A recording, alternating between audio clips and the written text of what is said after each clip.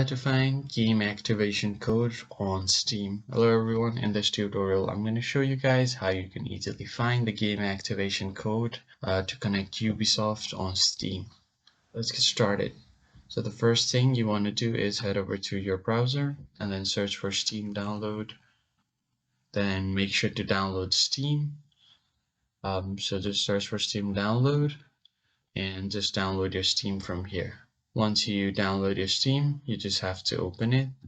And once your Steam is open, what you can do is just head over to your game section, which is on the library. But before we go any further, make sure to head down below to like the video and subscribe to the channel. Don't forget to turn on the bell icon so you don't miss out on any new updates. Alright, so let's continue. What you want to do now is once your game is here, you have to make sure that your game is already installed. I have not completely installed the game, but once your game is completely installed, if you click on this manage on the settings option and head over to manage, you will see an option to mark this CLD.